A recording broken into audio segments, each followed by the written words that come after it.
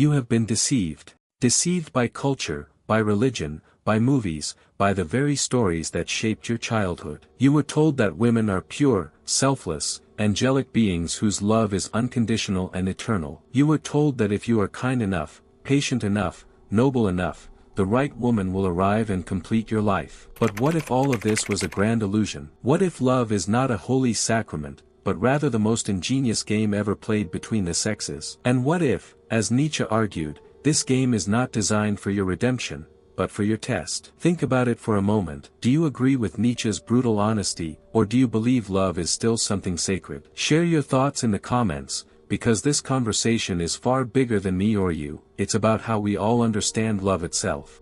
Nietzsche saw through illusions that most men still live under today. He was not interested in fairy tales about romance. He wanted to strip away the veils and look at the raw forces underneath, forces of biology, psychology, survival, and power. For Nietzsche, love was not simply an emotion. It was a battlefield. And in this battlefield, women had developed a unique genius. They could not wield swords or sit on thrones, so they mastered subtler weapons: charm, tenderness, vulnerability, silence, persuasion. What men called love, Nietzsche often saw as strategy. What men called purity, he saw as power hidden in plain sight. If this sounds shocking, it should. Because everything you've been taught about women and love has been designed to make you comfortable, not truthful. From fairy tales where the princess waits for rescue, to romantic comedies where the man's devotion is endlessly rewarded, you have been trained to believe that female love is salvation. Nietzsche thought otherwise. He argued that women understood the dynamics of power in ways men often ignored. While men conquered the external world, building empires, fighting wars, writing laws, women cultivated an inner empire, the empire of influence. And nowhere was this influence sharper, more brilliant, and more devastating than in the domain of love. Let's be clear, Nietzsche did not hate women. Many critics who only skim his work accuse him of misogyny, but they miss the point. Nietzsche despised illusions, not women. He despised the lies men told themselves about women. He despised the cowardice of men who projected angelic qualities onto women because they were too afraid to confront reality. He wrote, "When you go to women, do not forget the whip," a line often misunderstood. Nietzsche wasn't saying to dominate women with cruelty. He was saying, do not forget that love is not innocent. Do not forget that the game is real. Think about your own experiences. Why does rejection from a woman hurt so deeply? Why does it feel like a verdict on your very existence? Because you placed her in the position of judge. You handed her the gavel. You made her not only your lover, but your mirror, your savior, your redeemer. And when she withdraws, the illusion shatters, and you are forced to confront the abyss within yourself. Nietzsche warned us, if you gaze long into the abyss also gazes into you. But most men do not gaze into their own abyss. They prefer to gaze into the reflection of themselves in a woman's eyes. This is the heart of Nietzsche's brutal truth: women are not your redemption. They are not your therapists, your mothers, or your cosmic reward for good behavior. They are participants in a game older than civilization itself, a game of survival, attraction, and leverage. And if you do not see the game, you will always lose it. But here is where things get fascinating. Nietzsche did not see this game as evil. In fact, he admired the brilliance of it. He recognized that women had to become tacticians of the heart because history left them little choice. Denied political authority, denied military power, denied the tools of domination that men enjoyed, women perfected persuasion. They perfected emotional intelligence. They became masters of reading micro-expressions, of detecting weakness, of using softness as strength. Nietzsche saw this not as manipulation, but as evolutionary genius. And yet, men today remain blind. They still cling to fairy tales of eternal love. They still kneel at the altar of female approval, believing that devotion will save them. Nietzsche would laugh at such naivete. He once wrote, "The demand to be loved is the greatest of all arrogant presumptions." What he meant was this: when you demand love, you demand to be valued for your need, not for your strength. And nothing is more repulsive, both to men and women, than neediness disguised as virtue. So ask yourself, when you claim to love a woman, do you love her, or do you love the way she makes you feel? Do you love her essence, Or do you love the validation, the sense of purpose, the escape from your own inadequacy that she provides? Nietzsche would argue that most men are addicted, not in love. Addicted to the emotional high a woman gives them. Addicted to the illusion of completeness she offers. And like any addict, they will bargain, rationalize, and humiliate themselves just to keep the supply going. But Nietzsche's insight cuts even deeper. He saw that women's apparent weaknesses, tenderness, vulnerability, emotion, were in fact strategic strengths. Modern psychology confirms this. Empathy is not submission, it is radar. When a woman listens carefully, when she observes silently, she is mapping your fears, your desires, your insecurities.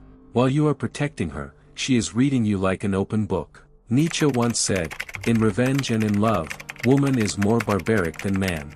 He did not mean that women are cruel. He meant that when women act in love, they often do so with a rawness and intensity that men underestimate. This is why so many men crumble under female rejection. They never understood that the game was real. They never saw that her tenderness could become a weapon, that her silence could devastate more than a sword.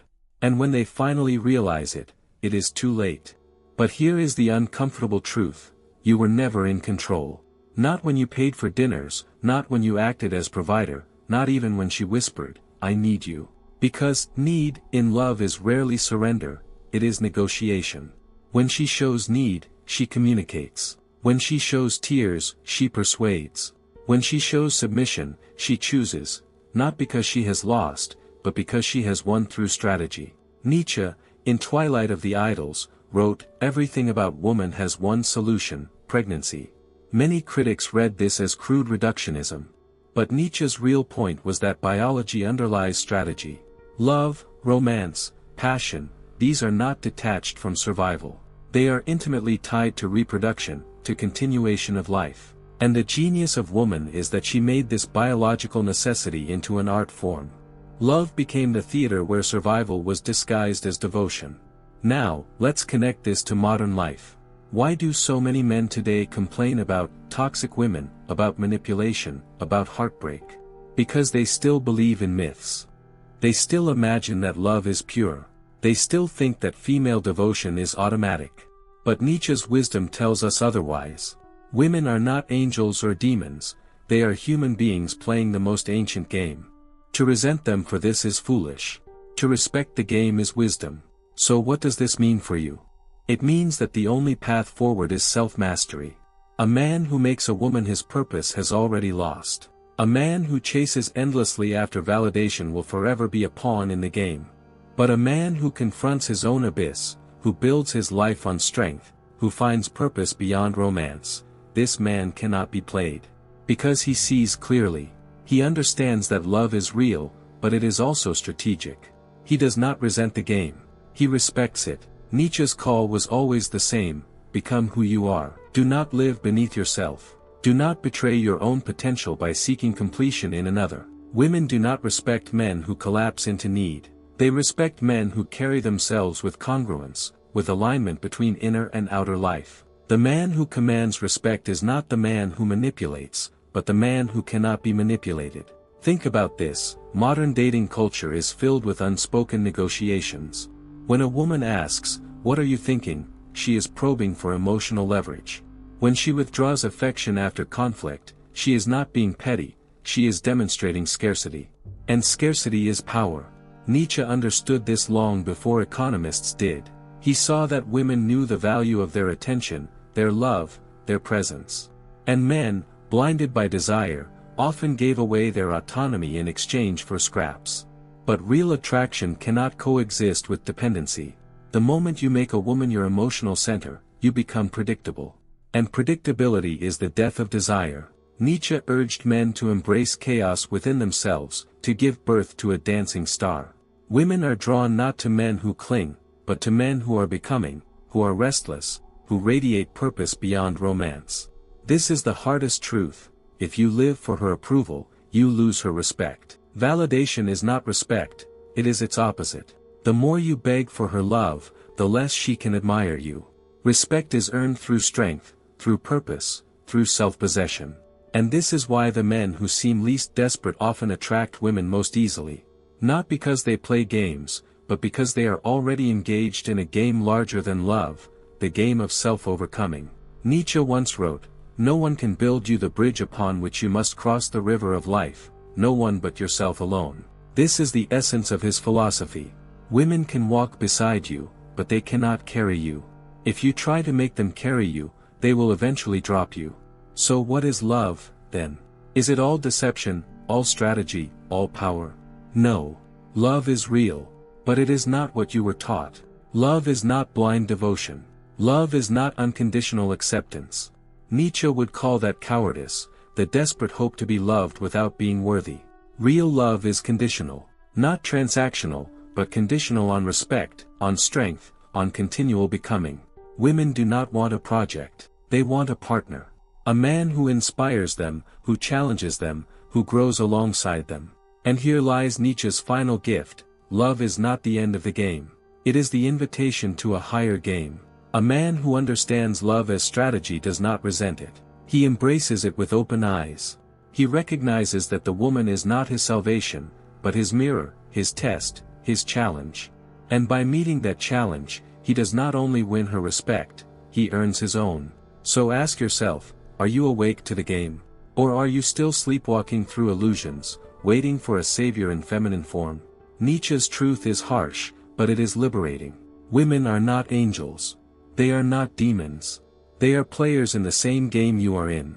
Respect the game, master yourself, and only then will love cease to be a trap and become what it was always meant to be, the meeting of two powers, each strong, each sovereign, each choosing freely. But let's not stop here. Because if we truly want to understand Nietzsche's view of love as woman's most ingenious game, we must go deeper. We must see how this insight connects not only to history, but also to the crisis of modern relationships. Ask yourself, why is it that in an age where men and women are supposedly equal, the struggle between them feels more confusing than ever? Why, in a world of dating apps and endless choice, do so many people still feel lonely, unsatisfied, betrayed? Perhaps Nietzsche's diagnosis still applies. The game of love has not disappeared, it has only changed its costumes.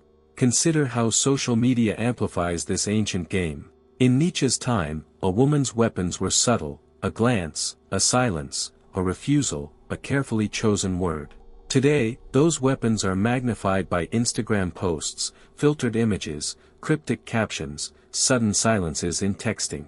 What once happened in a village square now happens on a global stage.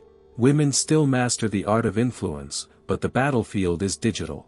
And men, blinded by dopamine and fantasy, still play without realizing they are in a game. Nietzsche would not be surprised. He once said that man does not want the truth, only the illusion that makes life bearable. And what illusion is more comforting than the belief that love is pure, unconditional, eternal? Yet illusions always demand a price. Men addicted to fantasy inevitably collapse when faced with reality. When she stops replying to messages. When she chooses someone else. When the image you worshipped online turns out to be nothing like the reality. This is not a new problem. It is the same dynamic Nietzsche saw in his century, now dressed in modern clothing. He believed that men project their own weaknesses onto women. Instead of confronting their insecurities directly, they hand over their worth to women, hoping to be validated. But this is a losing strategy. Because validation is temporary, but self-mastery is eternal. So, here's the challenge. Can you separate your desire for love from your need for validation? Can you love without making another person your mirror? Nietzsche would argue that most cannot. That's why heartbreak devastates men so deeply, because when she leaves, it is not only her absence that hurts, but the collapse of the self-image she was holding up for him. Pause and reflect. Does this sound familiar? Have you ever mistaken validation for love? Have you ever confused addiction with devotion? If you have, don't be ashamed, you are human. But share your thoughts below. I want to hear from you. Do you believe love can exist without power, without strategy, without games? Or is Nietzsche right that the game is the essence of love itself? Now let's return to Nietzsche. He insisted that the problem was not women, but men's blindness. When he said that love is woman's most ingenious game, he was not condemning women. He was, in a way, admiring them. He was saying, Look at the brilliance with which women transform limitation into strength. Denied physical power, they became masters of emotional leverage. Denied authority, they perfected influence. Denied weapons, they turned tenderness into their sharpest sword. This is not manipulation, it is survival. And survival is always intelligent. Modern psychology calls this covert strategy. For centuries, women developed social intelligence because their safety depended on it. They learned to read body language, tone, silence. They learned how to test men, to separate the weak from the strong, the reliable from the reckless. Nietzsche noticed this long before psychology gave it a name. And here lies the trap: most modern men still don't see it. They think persistence equals love. They think begging equals devotion. They think sharing every insecurity equals intimacy. But Nietzsche would laugh at such weakness. Real intimacy is not flooding another person with need. Real intimacy is controlled vulnerability, the ability to share enough to connect, but never so much that you lose yourself. Now, imagine this: a woman withdraws her attention after an argument. Most men panic. They chase, they apologize, they beg. In doing so, they fail the test. Because what she is truly testing is not the argument itself, it is your frame. Do you collapse under emotional pressure, or do you remain anchored? Nietzsche admired Stoicism for this reason, not as repression, but as mastery.